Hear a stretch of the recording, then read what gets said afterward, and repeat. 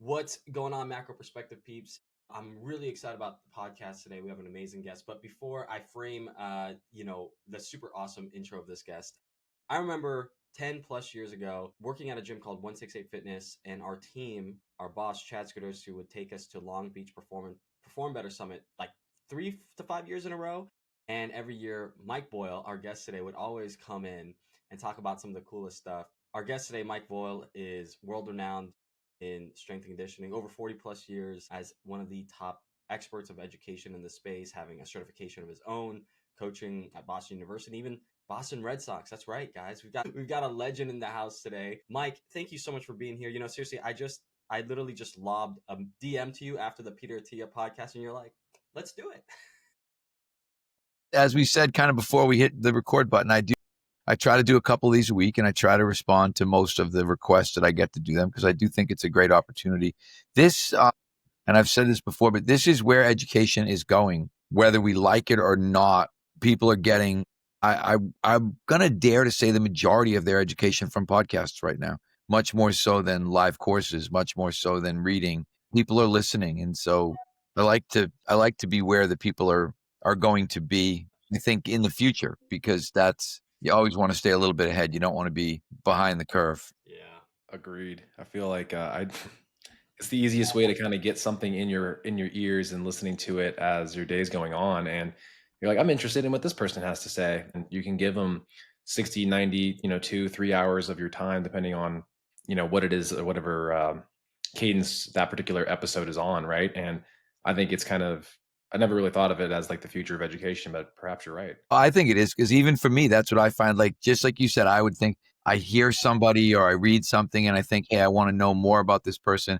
First thing I look for is, have they been on some podcasts where I can dig into their background a little bit and listen to them speak and figure out, because you start to find out who their influences were. You start to find out why they think the way that they do. There's a lot to be gained from these types of environments that you kind of miss out on if you're reading an article, if you're reading a book. I always think, and I've written a bunch of books, but books are really outdated. But by the time they're published, they're at least a year old. And sometimes the information could be 2 years old. So you don't know what that person is thinking today. You know what they were thinking 2 years ago.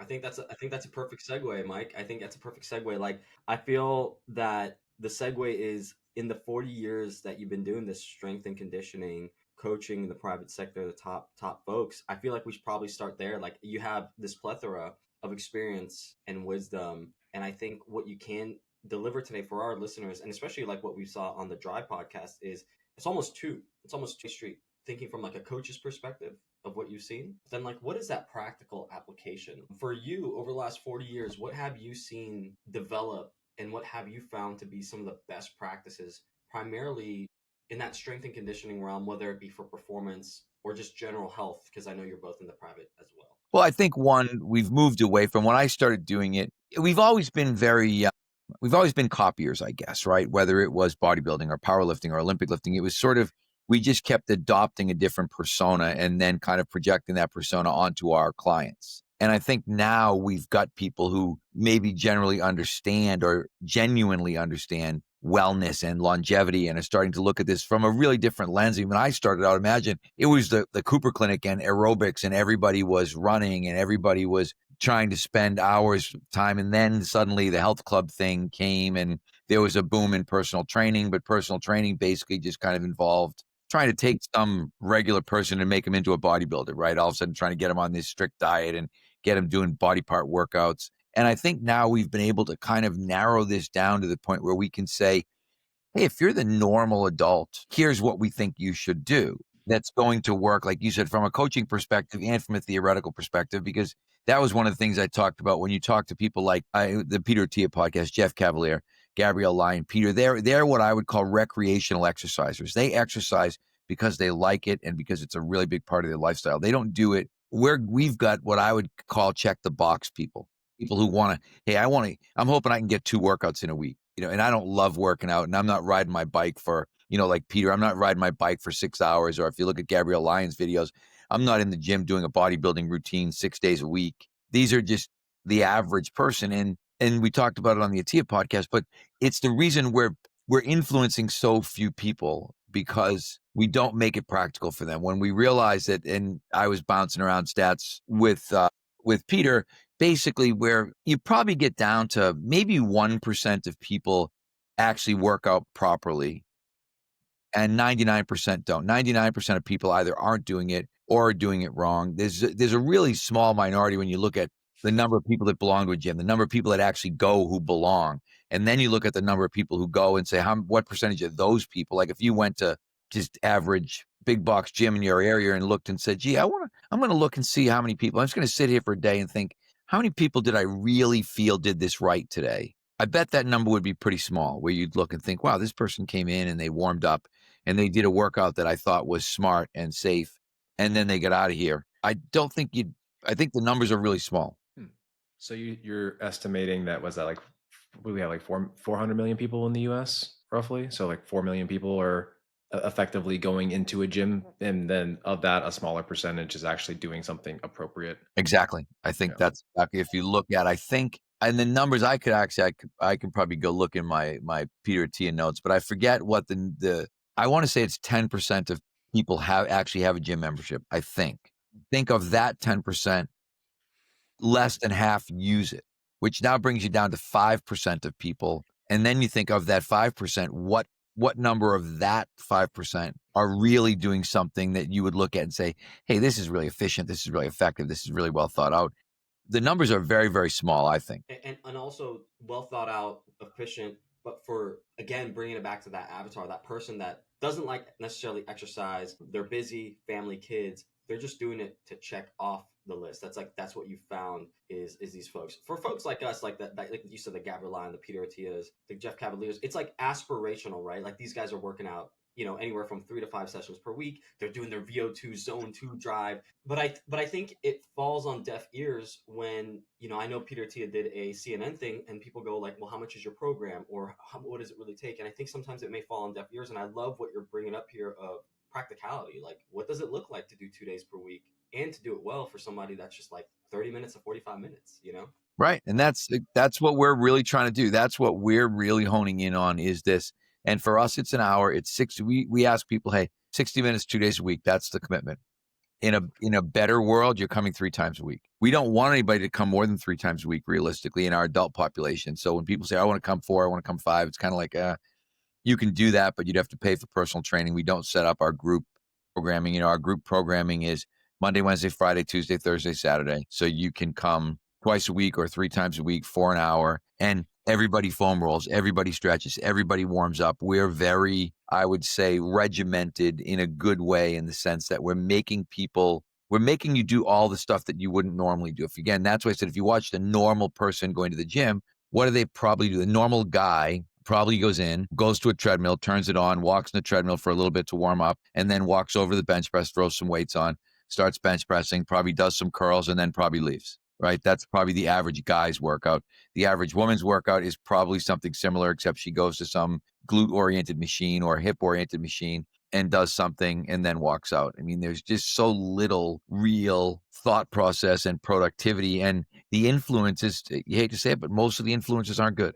It's just the reality. Most of the influences are these people who are probably what I would call, I say recreational exerciser because I don't mean that in that they're not serious. I mean that in that they do this because they really like it, because they really want to do it, which I don't think is where the average person is. And I don't think where the average person wants to be. Most people don't look, and it's even, sorry, and you'll find that I'm going to ramble and talk, so don't be afraid to stop me. But I even find now that when we're looking for trainers, looking for coaches, I tend to shy away from people that I would say are in that recreational exerciser category. If someone says, oh, I'm a bodybuilder, or I'm a power lifter, or I'm an Olympic lifter, I'm like, probably not the right avatar for us as a coach. Because I always say, I want people that are into other people, not people that are into themselves. And a lot of people in fitness are very, very into themselves and not very much into other people. Yeah. I feel like, Seamus, when you started with your journey with fitness, was it more about yourself, even though you were coaching in the beginning? Because I feel like I definitely was like, I'm already here this much, I might as well like start coaching people. But then it's slowly turned into like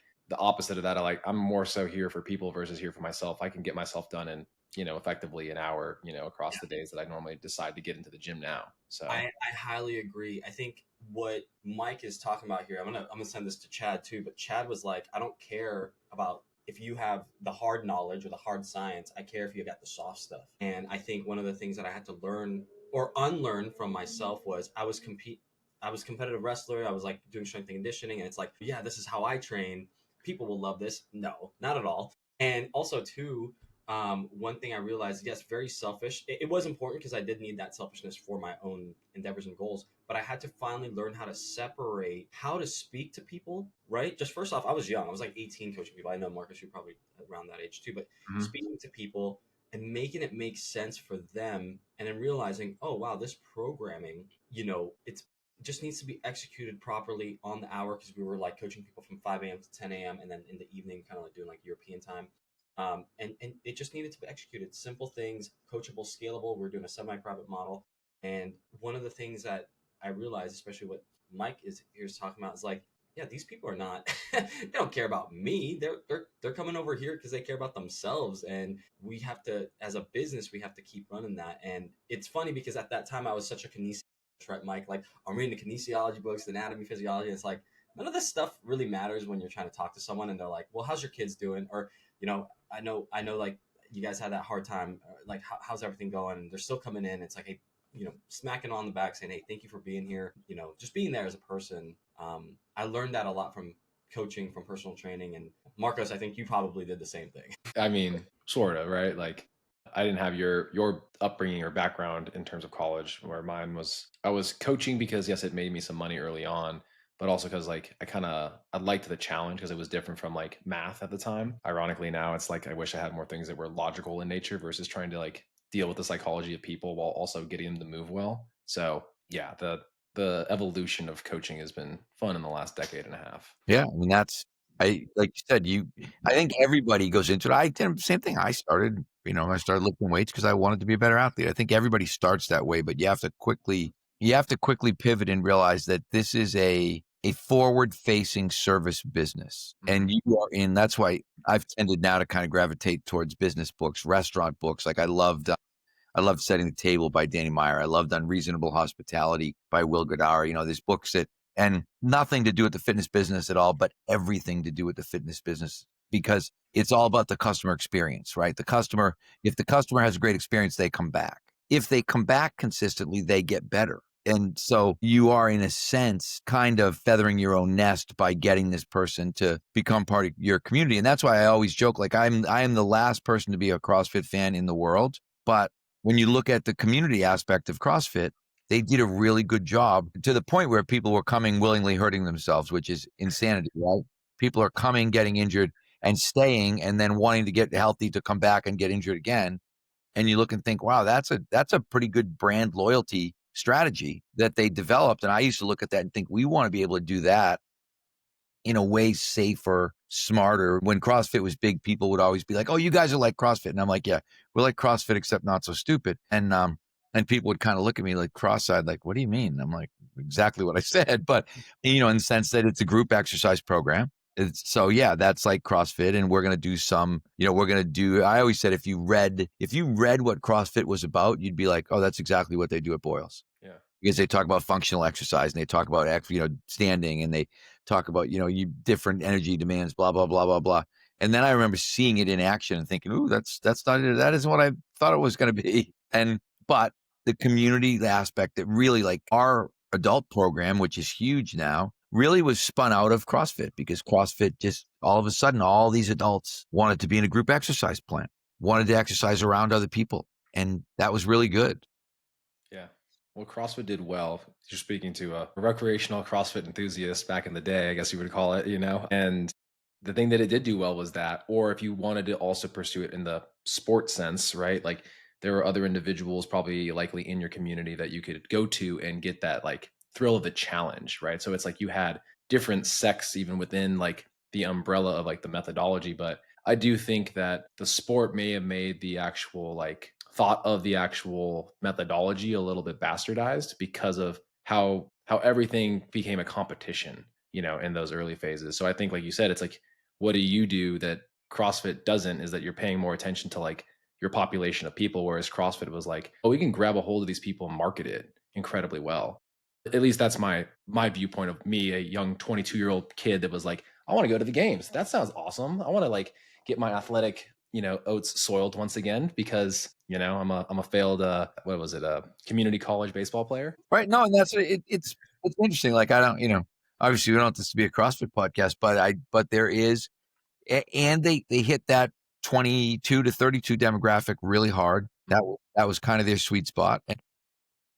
But then, I mean, obviously, like that's the thing. I always think all fads die, and when I said to people, they would like, no way, like this is a juggernaut. It's never stopping, but it's obviously come to like a screeching halt, and but then you always have the next, F45. Now it's High Rocks. It's like there's always something that's going to come along that's going to try to grab that, like you said, that 22-year-old community college baseball player, that ex-wrestler, that person who's looking for that. Hey, I need a little high here athletically where I can think, hey, I went and competed this weekend. And I think the High Rocks people saw like the Spartan races, right? Like there's been just fad after fad after fad after fad. And I think what we've done, we've been in business now for almost 30 years, and we're not a fad. We've just been slowly building. But we started out, we were an athlete training business that morphed into an adult training business. Now, our adult training probably, it might represent 2/3 of our revenue now, whereas 25 years ago when we started, athletes were 100% of our revenue. There was not a recreational adult to be found. Yeah. Why the switch? Well, I mean, what was like in your core thought process to move yourself from, I mean, I'm assuming if it's like an athlete that was at the level and caliber you're mentioning, you're making a pretty good grip on those people with less work, like less people to actually service versus now you have more of a community model. Yeah.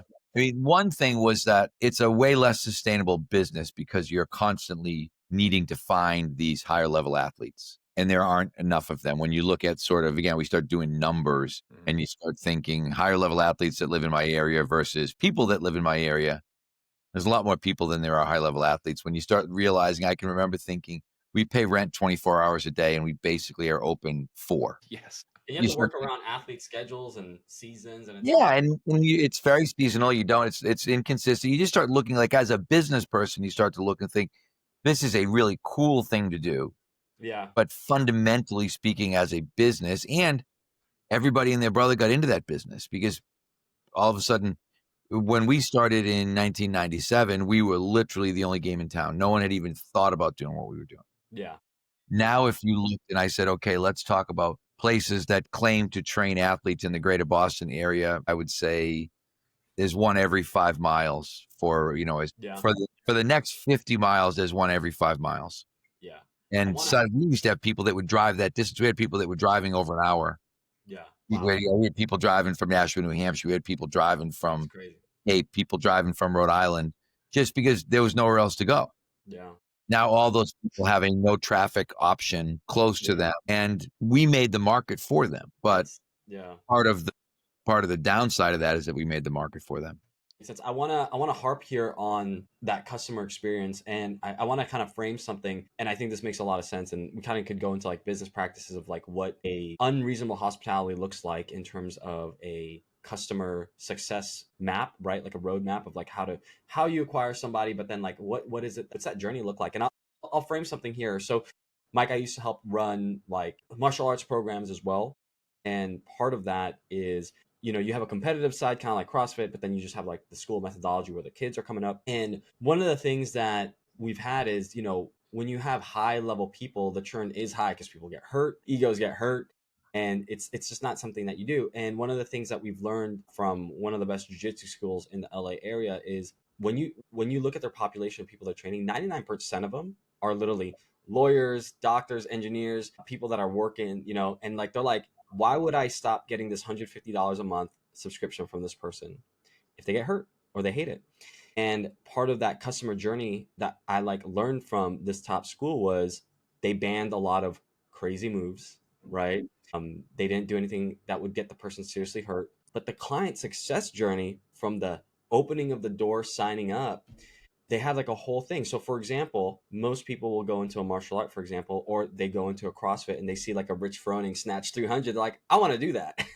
But obviously that's not going to happen on the first class. And one of the things that like a martial arts school would do is, hey, you take the first 6 months, like a good martial arts school takes the first 6 months where you're just learning the basics, the fundamentals, and you don't do anything what they call competitive or sparring. Right, Mike? Do you do anything specific to that in terms of your customer journey that you found worked really well, especially like in the first, like, I'd say like first 90 days? Because like I think that's usually like where that client is really wowed and they can see. Like, what are you trying to do with them in their client journey, and how are you trying to wow them to keep them, in perpetuity? Well, one, there's a really good book called Never Lose a Customer Again that we talk about a lot in our business. And they say very similar to what you say, that you've got 90 days to really capture that person. And then you go into this, like a lot of what Ken Blanchard's raving fan, right? What you want to do is you want to take that person that comes in the door who's maybe reluctant, and through that process, make them into that raving fan. One of the things that we talk about right off the bat, we always talk making the person comfortable, realizing that the person is not comfortable in this environment. Particularly in our environment, they walk in, it's very, very large. It's 22,000 square feet. There's jerseys up all over the place of all these professional athletes. Somebody comes in. We actually have one woman, Sue Hess, that works for us, who the first time she came to work out, she came in, she looked around, and she left. She confessed that later, that I came once and I walked in, I looked around, and I just walked out. And she's in incredible shape, really super fit, but just was like, oh, I don't know, this might not be for me. So we have to get over that initial hurdle, and that's the initial greeting. I always say that if you guys came to Mike Boyle Strength and Conditioning, I would make a $20 bet with you that you'll get said hello to at least 5 times in the first 5 minutes by 5 people that work there, because they will. Can I help you with something? Are you here to see whoever? Are you in one of the groups like that? You'd almost get bombarded with greetings, because we want to disarm somebody. We want anybody that walks in to think, okay, you're welcome here. We're going to walk up to you. We're going to smile. We're going to ask, can we help you? What can we do for you? That's step 1. Step 2 is after the workout is over, I say you should, I tell our coaches all the time, you should be corresponding with everybody that's new to your group. They should get a text message sometime during that day asking, hey, how'd it go today? And then they should get a text message tomorrow. How'd you feel this morning when you got up? Because you literally want to draw them in, and then you want to get in that conversation. Like, when will we see you again? Because if you can do that, I think if you can get the person the second time, if you can just get them to come back once, you probably got them, and they're probably going to continue to come back. So, but a lot of it, you talk about business, it's basics, right? It's being nice to people. It's knowing their name. It's treating them. It is that sort of forward-facing part of the business. What, I don't care, restaurant, coffee shop, whatever. If you go in there and you like the person that waits on you, you're more inclined to go back. You're actually probably inclined to pay more for that service because you felt like the quality of service was actually good. And that's kind of where we're at in terms of, we're trying to make all of our coaches realize that, hey, this is a service business. And, we have kind of, again, I'll spout off book titles to you forever, but there's another one called the no asshole rule. And, we have a strict no asshole rule. We don't employ assholes. Assholes do not stay around. They don't last. One, they never make it through. They don't even make it through the internship, generally speaking. But even if they did, they never get hired. So you're never going to come in and think, oh, I got to go in Mike's group and he's miserable. He hates his job. It's not fun. Like that just doesn't exist in our place. It's just different varying levels of nice and nicer. Like you might think nice, nicer, nicest, but you would never think like that guy or that girl is miserable and hates their job, but they're still here. That just doesn't exist. So you walk into the door, you're greeted and invited, bombarded, as you said, with like, getting into the culture, right? Because you want people to know that it's very welcoming, right? But then with these coaches and like methodology stuff, I know that there's certain takes and stances that you prefer after decades in the business. So maybe we can talk a little bit about that in terms of, I think Seamus was writing some notes here about like front squat over back squat. Right. Well, it's like Seamus said, right? Like, we're not going to do anything. Like, they don't squat, period. No one squats. You will not see an adult, like you'll see goblet squat. That's it. Goblet squat with beginners, kettlebell deadlift with beginners. You will never see, like, you would never walk in our place and see anything that you would think of as conventional gym stuff when you see our adults. I'd said, and people freak out, but our adults effectively don't touch a barbell. Okay. They don't squat. They don't deadlift. They don't bench press. It's like goblet squat, kettlebell deadlift, dumbbell bench press. Everything is designed to be safe. We want zero injuries. Yeah. And we want zero hardo bullshit, like the stuff that a lot of us would associate with the weight room. Like if you get in there and, there's a guy in your group who's throwing, his 100-pound dumbbells on the floor and high-fiving his buddies and doing that, you're probably leaving. You're going to be like, okay, this is not my place. Those people are not in our place. Like they don't. I want almost the opposite effect in terms of if you're like looking for a hardcore gym as an adult, we're not probably your cup of tea. Yeah. If you're looking to come in and think, hey, I want to go someplace where everybody's nice, where it's done really smart. It's the same thing. You can't be like, it's not like, I don't want to stretch. You stretch. You foam roll, you stretch, you warm up, like you're in the group. Everybody does everything in the group. And we go so far. We had a guy one time who just was talking, and he's an adult, but he was talking back to the instructors in terms of, no, like I'm not doing that, or, and we just took him aside and said, hey, sorry, this obviously isn't for you. And that's great. We'll refund whatever money owed on that, and we'll kind of willingly part ways. And he was the opposite, like, oh, no. I'll be better. I won't do that anymore. And what we found is that's what happens most of the time. No one really wants to get thrown out, but people do want to test the limits. They want to figure out, what am I going to get away with? Yeah. And ours, it's really nicely structured, but it's structured. Even, we give people a hard time, people that are late. Like I used to have even one of my friends like, oh, I always come late because I don't like to roll and stretch. And I'm kind of like, you can't do that. Like, that's not how it works. You can't go up 15 minutes late for the group every day because you don't like to do that. Like because for us, we know that decreases the effectiveness. A couple of years ago, I did a presentation called The First 15, talking about how important the first 15 minutes of our workout is, because the first 15 minutes is all of the like bullshit you would never do yourself. Yeah. Generally, like, it's coming in, it's rolling, it's stretching, it's doing your mobility work, it's all this stuff. The average person just wants to come in. I just want to get after it. Like, I just want to get in and get going, start lifting. It's like, no, this first 15 minutes is really, that's what's going to make you feel better. That's what's going to really have the long-term effect that we want to have for you. So it's very specific, I guess, in the sense that I always talk about the idea of it is a recipe versus a menu. And with a recipe, you get the recipe, you do everything in order, put the ingredients in order, you don't skip anything, because if you skip something or you don't put something in, it's probably not going to come out good. That's the way that we look at training, in terms of, we've got a really, really good recipe, and we're going to ask you to come in and go right through the process exactly the way that it was written out for you. And if you do that, you'll get a good result. Yeah. The chef in me wants the menu, but then the baker in me understands the context of what you're talking about here. You have up a ratio when it comes to baking. It tastes like it doesn't come out, but I cook with love, Mike. So, right. But it's funny. I wrote an article about that, it called Recipe. And I talked about the idea of, if you're a chef, it's different. If you really are a chef, but most people in fitness are line cooks. yes. who think they're chefs. It's a And good what analogy. you want, right? You want to realize, hey, are you a line cook? Are you a sous chef? Are you really a chef? Like, I would look at it, think I'm a chef. Like, I could put the recipe together, but some of the people working for us that are younger might be line cooks. Like, hey, here's the recipe. Let's be McDonald's, and let's just bang out a really good burger, one after another, after another, after another. We don't have to reinvent the burger.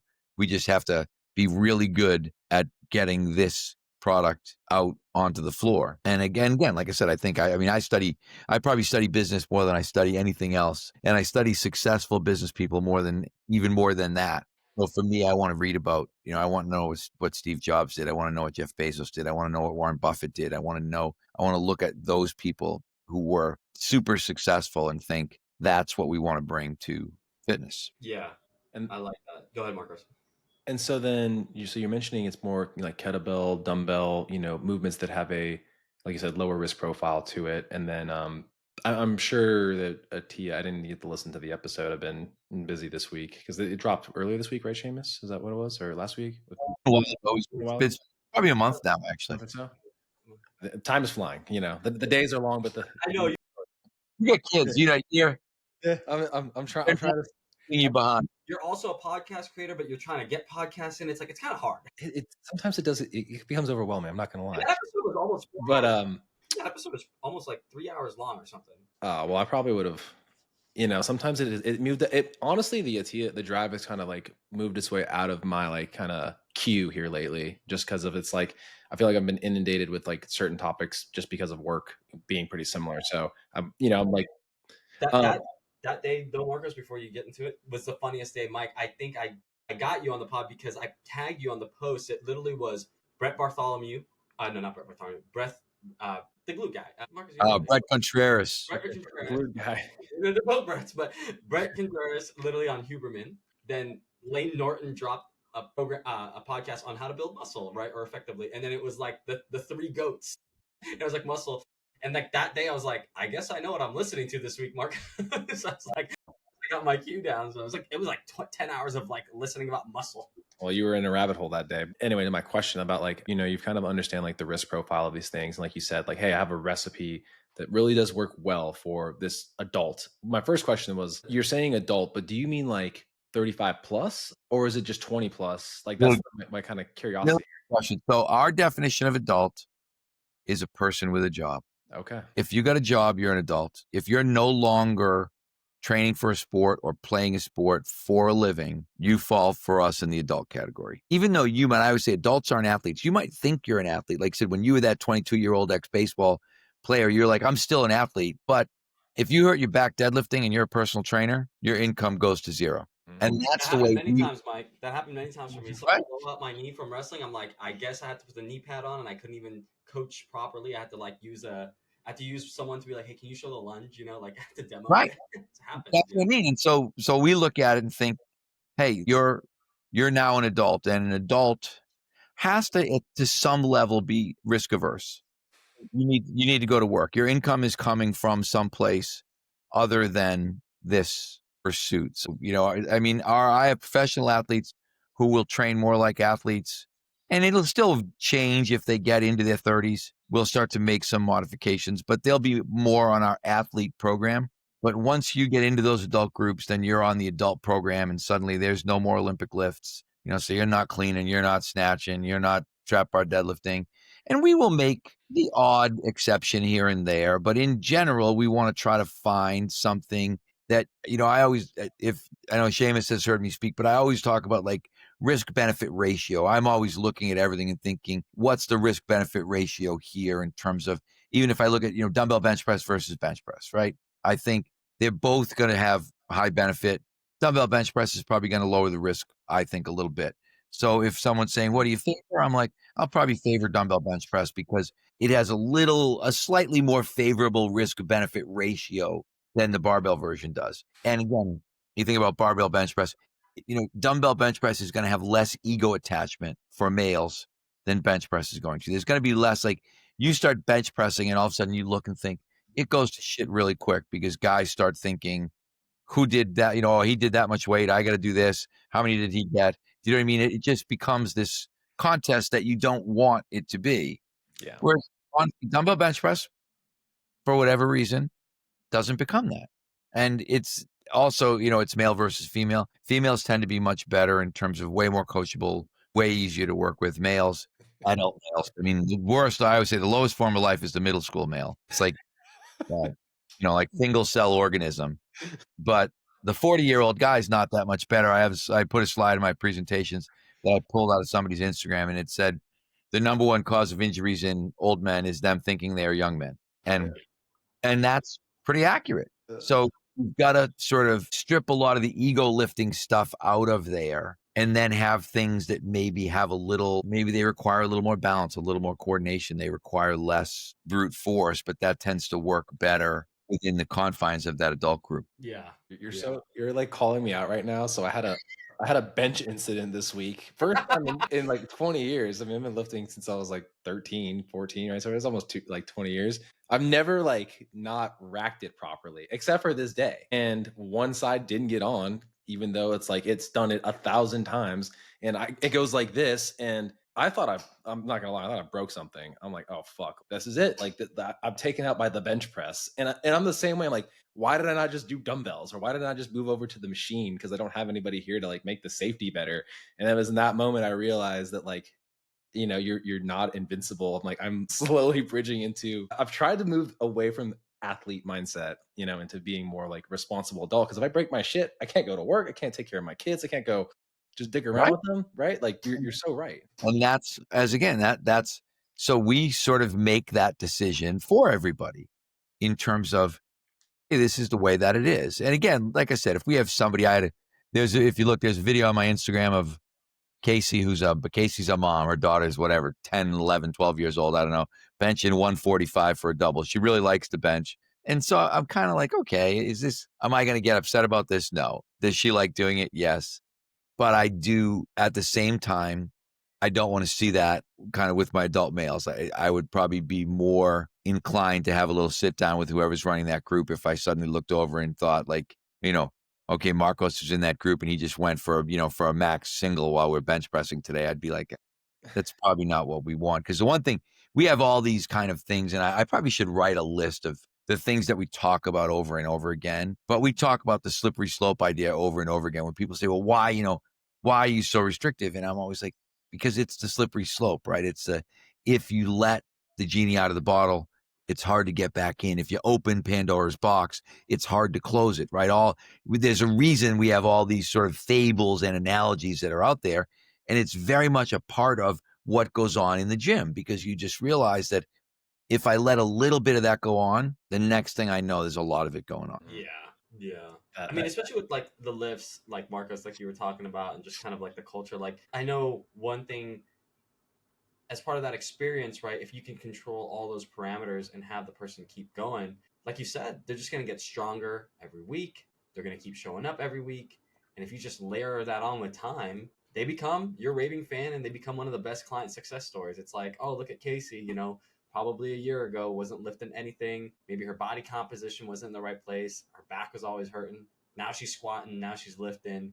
But she's lifting in the movements that are safe. And it takes, I would say, it doesn't take that long as a coach to see that, right? Like the coach's eye, right, Mike, where you're like, nah, that's pretty good, right? Where you don't have to, kind of like what Pavel Tatsulin talks about, like greasing the groove. You don't got to touch the max to get the benefits of the max. You can just hit sub Right. max and you touch it and you feel good.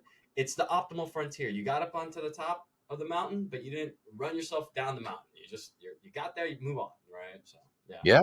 I mean, it's that way. Sorry, I literally wrote a note on my phone about things we talk about over and over, because I realize there are some things that just keep coming up, and I'm thinking that slippery slope idea is one of them, because that's the next book. That's the next book. Mike Boyle, like world renowned strength and conditioning coach, talks about just the business philosophies. Like that's the next book. I think that's kind of been what we've liked to focus on, is kind of like, the reason behind the methodology obviously is you amassing massive amounts of information over the years with like the books that you've liked to read and things that you've kind of just, picked out, you're like, okay, here's the idea, here's the concept, here's that, and how it kind of comes all together homogeneously for your, best outcome for the individual's experience. And like you just said, I'm probably would be, you said 22,000 square feet is the facility? yes. That's massive. Like walking in there, there's a wow factor. Be like, yeah, like, it's funny because you're mentioning like, you don't want the ego to kind of be there for the person that may have been the athlete that's now transitioned to like this adult landscape. But like for me, I'm like, I think sometimes the athlete behind me is like, oh, I don't want to stroke. Like Mike Tyson had like a joke, or Joe Rogan talks about. He's like, why don't you start fighting or sparring? He's like, because I don't want the monster to come out the bag. He's like, I don't want to stroke my own ego and like have that happen. And it's funny because like, the numbers in my head, I was like, oh, I'd love to go for that. And I was like, yeah, but there's another day. Maybe that day will come when I'm hitting it for 5 or 10 reps or whatever it is. And like, I'd rather be here tomorrow versus like, oh, I wish I wouldn't have gone for that thing today, And I wonder if the previous athlete has a better mindset about like, kind of tapering it back a little bit. Like, I'm getting all the benefit I need from being here. I think the previous athlete has a worse mindset about it. I think there's too many of them that are thinking that, right. They want to, because it's really hard. There is that period where you have to create a new identity where you're no longer Marcos, the baseball player, or Seamus, the wrestler. And you're suddenly, hey, I'm Marcos, the trainer or the facility owner or whatever it is, the father. But it's trying to get that. Sometimes that's hard. I watch some people and think, I have one of my friends used to say, people don't grow up, they just get older. Yes. And I love that because, a lot of times you look and think, my God, this person, you think like this person was a dink when they were 17. Now they're 37 and they're still a dink. It's like they haven't changed a bit. They just aged 20 years. Still a dink. Say that one more time, because I've said that in a different way, but I like your way better. People don't grow up, they just get older. That's it. I literally was doing a application today for, just looking at a job offer, if you will. And I wrote that, but not so poignantly. So I like that. People But it's true. Like sometimes you look and think you'll see, and you can see, you'll see it now, Marcos, in parenting. You'll go out, when your kids start playing sports, you'll look and think, my God, look, like these people are making fools of themselves. They're insane. This Father failed here, up. we've done it. We've done it as shithead parents because we want our kids to succeed, and we're yelling at the fucking ref, and Right. we're just like, and it was Kelly Starrett that called us out. He's like, "You can get fucked." He's like, "You don't need to be." I was like, "Oh God, all right, well, So now I've like been just trying to like take steps back and be like living in this moment of like I just get to be here. I just get to chill, and hopefully Right. my son will, if I ask him questions about how he views the game, that I can learn something from him, and it's been kind of eye opening. And that's like people are like, "Oh, don't you get sad, or don't you are you not like frustrated that your whole weekend's gone to your kid's soccer tournament?" I was like, "No, quite the opposite. It's like the best free entertainment ever. Like, granted, we have to pay Oh, for it. It's so much I fun." still live for it. My son is still playing college lacrosse. I live for it. My daughter's coaching hockey. I watch her games that she's coaching. I love it. But I've learned, and I think every parent has their moments. I've had my moments where, again, yelling at an official, whatever it is, where you think like, oh my God, I'm that guy. And we will all, as a parent, be that guy or that girl, whether we like to admit it or not. We will have those moments where we're questioning coaches or where we're questioning officials or whatever it is. And it is hard. It gets more difficult when you become a parent. It adds another layer Mhm. because, Marcos, you said it exactly. You want so much for your kids that sometimes it will lead you down the wrong path. And that's why I said I have all of these cliches. Another one I love is, prepare the child for the path, not the path for the child. And that's a really hard thing to do. It's hard to let your kids fail. It's hard to look at situations and think, okay, this is a good situation. And we've been through that numerous times with our kids, Oh yeah. and it's worked out really well. I said that to my wife the other day. We've raised two really good kids, but not without a decent amount. And sometimes it's an effort of the effort is just, okay, I got to just step back and shut up. Sometimes, you're always thinking about like, it's like push or pull, but it's kind of nudge in either direction. It's not violent. It's just like a little like, okay, you can do this, or, hey, you shouldn't do this. And it's difficult. It's funny too, because like obviously, like I think this generation coming up now, like us millennials being parents of kids, like in the thick of it, that we're competitive. And I'm trying to take the wisdom of parents that have like older kids that have kind of gone through the rigmarole of the sports politics here lately. And I'm just laughing. I'm like, I want our kids to do well, but then you're like, oh, the coach's decision, like you said, like I don't know, we don't all agree with it, right? And we end up losing this tournament a couple weeks back, and we're all like, bah, bah, bah, bah, bah, bah, bah, and talking, and we're just like, all right. A week later, we have another tournament, and it was like a whole, like the whole kids, they look completely different. We're like, how in one week did it all click? What did our coach see and like try to focus on to have our kids respond in that manner where it looked like a completely different team with the exact same kids, right? And I got to sit back and I'm like, oh yeah, this is what, other parent has older kid that's like basically going into college for soccer, right? And I'm like, she said it best. She's like, all the same, it's all the same shit no matter where you go. It's just like eventually they'll be back to like your group of kids because the kids have to like mesh and gel together. So it's like taking the wisdom of another adult that's like, I've already gone through this a little bit. You're like, oh yeah, but like, let's go to a team that's going to be performing better in the moment. Yeah. My wife used to always say it sucks. It sucks everywhere. It just sucks differently in different places. And it would be true. It's like sometimes, you'd be like, okay, this is everywhere you go is a book title. Everywhere you go, there you are. And that's the reality. I used to have sometimes people think, oh, we're going to leave and go to this team. I'm like, one of the big problems with you leaving and going to that team is that now you're going to be on that team. You know, you might be the problem, and you going someplace else just means, okay, now the problem moved, and it becomes somebody else's problem. And it's hard, honestly. It's really hard at different times to sit back. And I've been very sort of counterculture. My son played 3 sports in high school. We went out for golf his senior year, and Nice. he's playing college lacrosse. He's on a really good Division II team. They've been to the Final Four the last 2 years in Division II. Nice. And my daughter got a full scholarship when she was 15 years old for ice hockey. So 2 different kind of paths. She played at Division I. He's playing at Division II. My son played 3 sports all through high school. My daughter played 1. And, it just, you kind of go along. But when they were little, we made them all do multi-sport stuff. We, all the stuff that I rail about that people hear, in terms of they were not allowed to specialize. Literally, were not allowed. And people would always say this, what are you doing? You're with my daughter. They were always like, oh, she's going to fall behind. I'm like, no, she's not. I used to, and I wouldn't say it to them, but I'd say it in my own head. I said, September's going to roll around. She's going to have played soccer all spring. She won't skate. She won't play a game all summer, and she'll still be the best player when September rolls around. And September would roll around, and she'd be the best player. And people would be like, oh, what did you do? And I'm like, she was on the swim team. She learned how to dive. We went to our lake house, water skied, tubed. Yeah. Normal kid shit, and it's like, you just created a bigger net and a deeper depth to that wideness that they can do. And a bigger, I always think you create a bigger base of pyramid. If you want a really high pyramid, you need to have a really, really big base. Yeah. I always think, people, a lot of times, a lot of parents, they don't realize they're building like an obelisk. They're building something with a really small base that's going to be really tall, that's going to be very easy to knock over.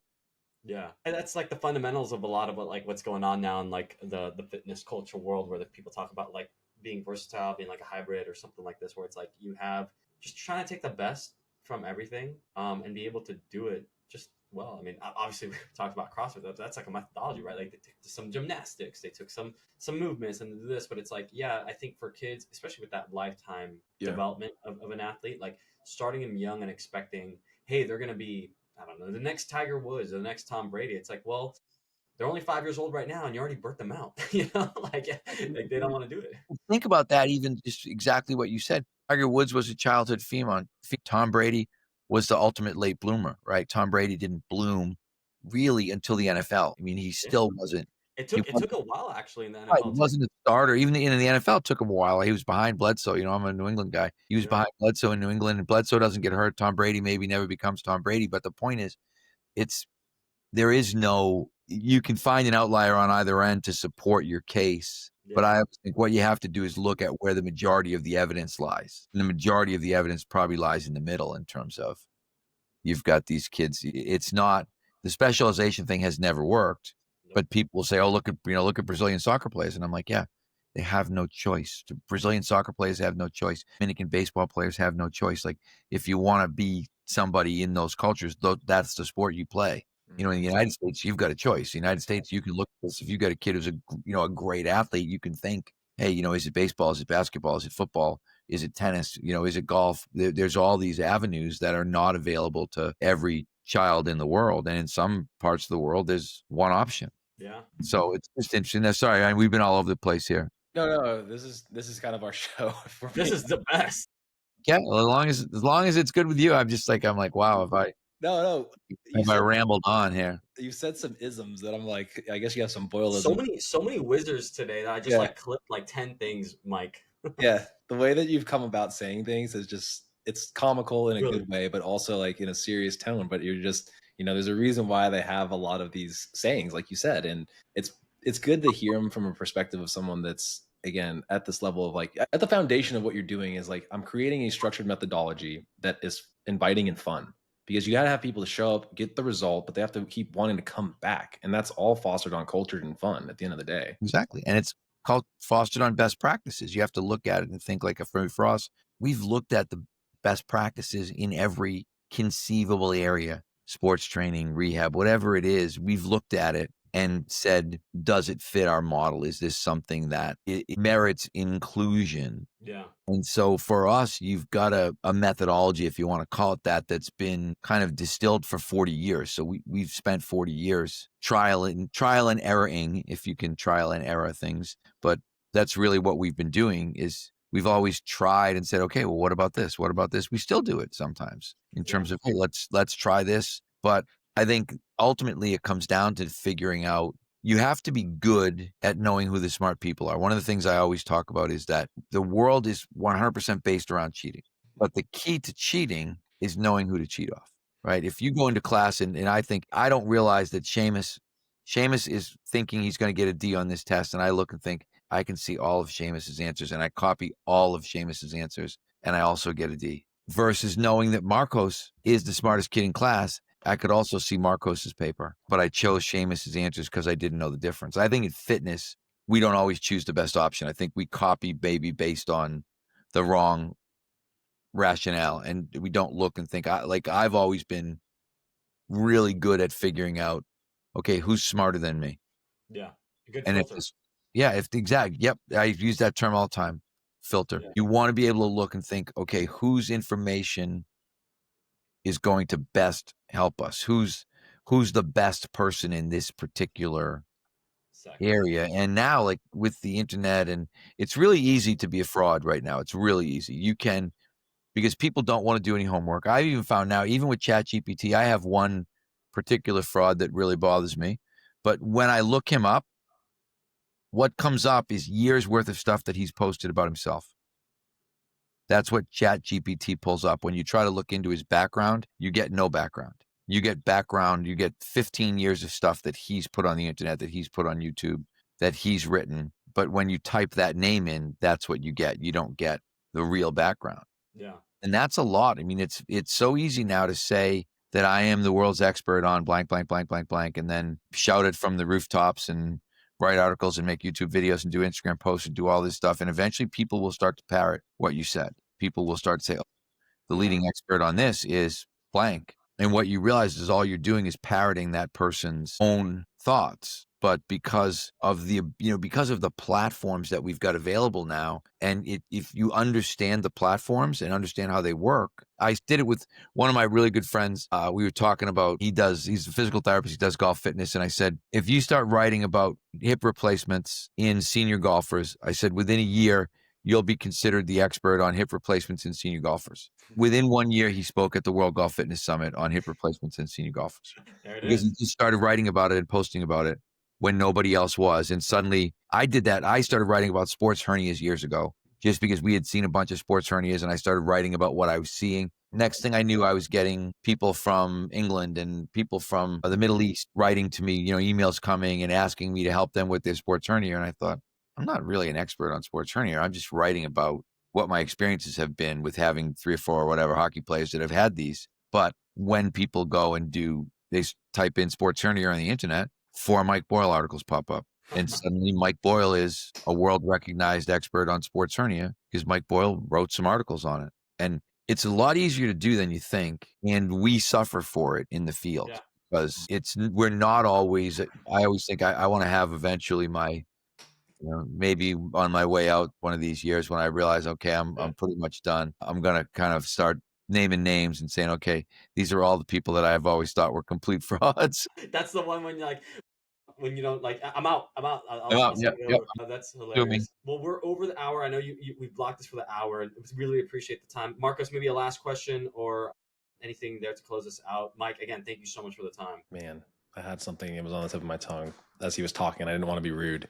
So basically, to sum it up, kids shouldn't specialize, right? Be an adult and listen to a well-structured program. Yeah, if you want Find to the be an right expert, source. if you want to be an expert at something, just start writing about it. Yeah. But you find the right source. I mean, Mike Boyle's got 40 plus years in this. He's trusted. The work speaks for itself, right? Like you can't fake authenticity at that level for that long. You know what I'm saying? You can't con your way into speaking at these events, at the Perform Betters, at the Peter Tia podcast, on this podcast. Like you can't fake your way there. So for those listening, like whatever it is, I know we talked about fitness today primarily, the longevity of it all, but it applies everywhere. Do the work, put the work out there, and make it happen. That's it. Simple. Keep it restrictive. Filter it out. Do the best. But Mike, where can people find you? If there's anything going on in your neck of the woods, where can people find you? And then we'll close off. Strengthcoach.com is if you want to interact, go and join strengthcoach.com. It's $15 a month. I answer every question pretty much every day. It's rare that a day goes by that I don't go on the forum and look and answer some questions. If you're local, our website is Body by Boyle, and that has, if you go there, we have online programs, but that's basically for our sort of close to home people. My Twitter/X is gone, at least for right now. It got hacked, and so now some guy is hawking crypto and G-Wagons on my Twitter account right now. I would stay away from that. And my Instagram is Michael_Boyle1959. I've been playing around a lot more with Instagram lately, and I have a lot of fun with trying to figure out the algorithm. Yeah, well, we appreciate it. Well, Mike, seriously, thank you so much. Almost full circle moment for me. I know Marcos is here as well, and we're just really appreciative, just kind of going deep into like the customer, the children, all this. And for me, getting to see you on stage and getting to connect now is awesome. I think for the listeners, it's an educational moment. But yeah, macro perspective peeps, we're out. Mike, just stay for a second. Thank All you right. guys. Sure.